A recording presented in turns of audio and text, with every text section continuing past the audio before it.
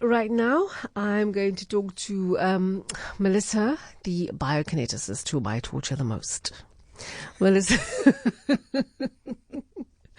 Melissa, thank you for coming into the studio. That's one of the ways I torture her. I make her come into the studio. Yeah. Very early in the morning. And I said to her, today I'd like you to come and talk to me about feet. Why? Because I knew I was going to speak to Marissa, who was running for pads. And I also knew that I was going to speak to Darren Combrink, who is walking for life for bone marrow transplants and for bone marrow donors. So both of these two people, Darren and Marissa, working very hard with their feet for others. So I wanted to talk about feet because I think feet are under-respected. I think people don't think about their feet. Take feet for granted, yes. Yeah, they take their feet for granted. I think when people are buying running shoes, they're buying the best shoes for the job. They're not necessarily thinking about their feet per se. I mean, I was saying to Melissa earlier that the balls of my feet are a little bit sore because I was wearing heels on Friday for the first time in a long time, and I wore them the whole day because they were deceptively comfortable. And of course, now I'm paying the price for that deceptive comfort of those heels. But they were lovely. I looked rather smashing, even if I say so myself. We'll take your word for it. We weren't there. Next time I'll take a picture. So I wanted to ask about feet, and because I think feet are, as I said, under-respected. As Melissa said, they're taken for granted. And I also think they're kind of little marvels of design that they work the way they do. So being a biokineticist, I want you to first explain to me, how a foot works, because it's a lot of little bones, and then there's the ankle, which is a joint, basically. So how does it all work? Well, basically, the foot works in that it provides, it's what you use to get around. It's not just what you put your shoes on to accessorize your outfit, but actually all of your movement, you need your feet. So when you talk about your feet, you're looking at 26 bones, 33 joints, 19 muscles, 10 tendons, 107 ligaments, about 8,000. How many ligaments? 107. About 8,000 nerves, and believe it or not, 250,000 sweat glands. That is why you have, I don't say smelly feet, but you perspire from your feet. An interesting side fact is that the bacteria and things that come from your feet, in Ireland they actually had a cheese competition, and they could actually use the bacteria from your feet, your armpits and your navels. So nobody ate the cheese, but that's just an interesting aside. It's a gross aside, but okay, you call it interesting. Okay, but basically how it works is, in healthy movement and having your foot move the way it should, and for best shock absorption, you actually want to be walking heel and then moving along your foot and then going onto the balls or toes of your feet. Some people are very flat-footed, so obviously that is not a very economical way of walking, and also doesn't activate the muscles in your calves and around your feet also. So basically you want to be walking heel toe. And I know a lot of people don't think about the way that they walk, but that is actually important and also helps with your economy of movement that I have spoken about. Okay, so excuse me, when I spoke to Darren, who is, remember, walking 34 kilometers next Saturday for bone marrow donors and for bone marrow funds, he says he has a bit of a problem with his knee. So you're not a doctor, you're not a physiotherapist, I know that. You're a human movement specialist. Because he's someone who walks a lot, because that's what he does. He walks to get awareness for things, and he walks. I mean, the last time he said he did 6 walks, that in total was 900 kilometers for the 6 walks. That's a lot of kilometers. And on Saturday the 30th, he is walking 30 odd kilometers for awareness for bone marrow transplants and for bone marrow funds, and for bone marrow donors, for people to come forward and become bone marrow donors. So just knowing that he's going to walk that distance without even thinking about his knee, what is your advice to him to take care of his joints? Well, when it comes to obviously we need to look at the footwear, and whether he's taking proper supplementation. But I mean, knees are very deceptive. He says he has a niggle. What does that mean exactly? Does it happen at the beginning? Does it happen during? Does it happen afterwards? Is it like what is a niggle? Is it a shooting pain? Is it a dull ache? Is it a throb? Is it on the inside? Is it on the outside? Is it at the bottom? Is it deep in? So, okay, for not a doctor, that's a lot of aspects there.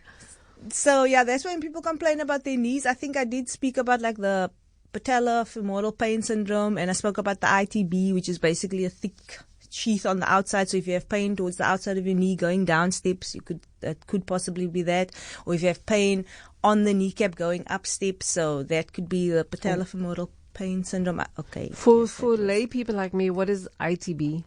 ITB basically stands for the iliotibial band. So it's basically, you can think of it.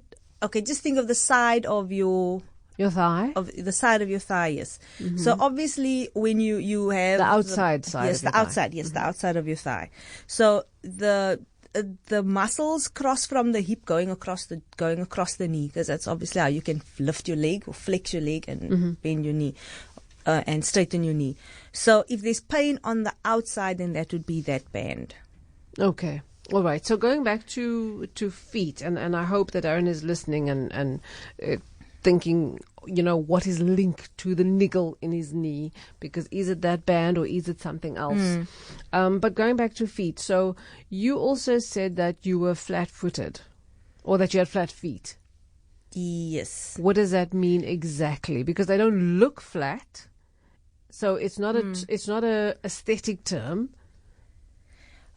Basically what it means is that my arches are not very well defined, but I also have the problem where I have hypermobile ankles, so my ankles are actually quite floppy, because I went to a physio and they're like, oh, that doesn't look right, because they were looking at me and I was sitting and then my feet were just dangling. But when I stand, then everything is supported as it should be.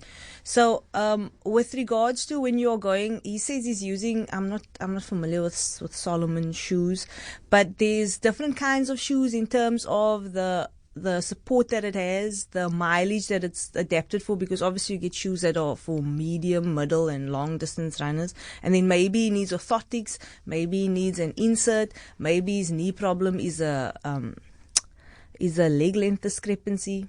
There's a lot of maybes. If you don't really delve into it, you won't really know. Okay. So what's interesting to me, listening to what you're saying, is that for anybody who is suffering with an issue with a knee or an ankle, that there's a variety of factors to be considered, and that it may not be the knee itself or the ankle itself, that the knee or the ankle that is bothering you could be reacting to actually some other condition.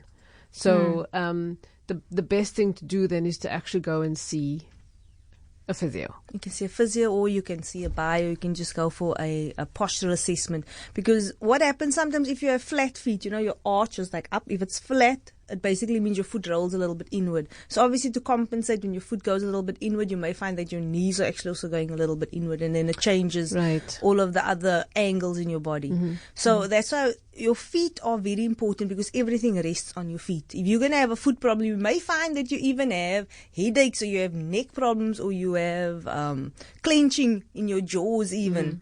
Digestive problems or whatever, because everything is not aligned, and again it becomes a postural issue. So now if you think that your posture is not the way it should be because your feet are not 100% correct, and now you're doing something over 50 k's, then it becomes a repetitive injury also. Because then you're not standing properly, you're not moving properly. Yes, so then it becomes can have a whole lot of other issues also. Okay, so one of the things I was also saying was that from a design perspective, a foot to me is quite an interesting and kind of fabulous thing, because when you look at it, you'd never think that it can bend in the way that it can, because if you think of the range of motion. Yes, and the shock absorptive quality, so that you can actually jump and land. Exactly, because when I'm saying the range of motion that it goes through in my head, I'm actually seeing Michael Jordan. That's, okay. Yeah, that's actually what I'm seeing. So I'm seeing him take off and land, and I'm thinking of high jumpers, and I'm thinking of long jumpers and sprinters. There's a lot of impact. There's a lot of impact, and also a range of movement that the foot goes through. Because walking, running, there are different movements. Because you're saying heel and toe, but a lot of people when they're running, they're basically on their toes. Or the balls of their feet, yes. Yeah. Especially when it comes to, because even if you look at sprinters, when you go to any sports shop and you buy the spikes, you will see there's nothing really towards the back of the shoe. Exactly. The spikes are all in the front for traction. So then all your weight is situated there as well.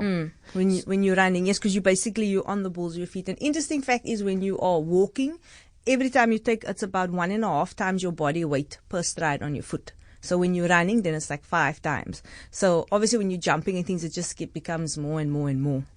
So quick question, because we're running out of time very fast here. So that leads me to ask, how strong are ankles? Well, see, that again is also relative. So to the activity, to the person's level of fitness, to what you actually require from your ankles. Obviously, if you are a ballerina versus a couch potato, whether your body weight is even not going to be the same. Bad example, but it depends on what is required. Because as you said, your body needs to move, it needs to be conditioned. The muscles, the tendons, the ligaments, everything gets stronger with activity and with use. In 30 seconds or less, you mentioned supplementation for Darren because he's walking a long distance. And he's regularly walking long distances. What kind of supplementation? Well, if you're looking at supplementation in terms of performance, you're probably looking at things that are would help with the maintaining of his energy, and you can even talk about glycogen loading, but that only helps if you have actually depleted. People are always talking about carbo loading, but carbo loading only works if you've actually carbo So would depleted. Marissa do that after a race as well? Yes, she would need to introduce. That's why I spoke about having it in liquid form first, and then the carbs, and then the proteins. Brilliant. Okay. Thank you so much. So sorry for the interruption. Editor Melissa over here. Just a reminder, because I've been forgetting to do it. Please like, comment, and subscribe if you haven't already. And yeah, please like, comment, and subscribe. I'll appreciate it.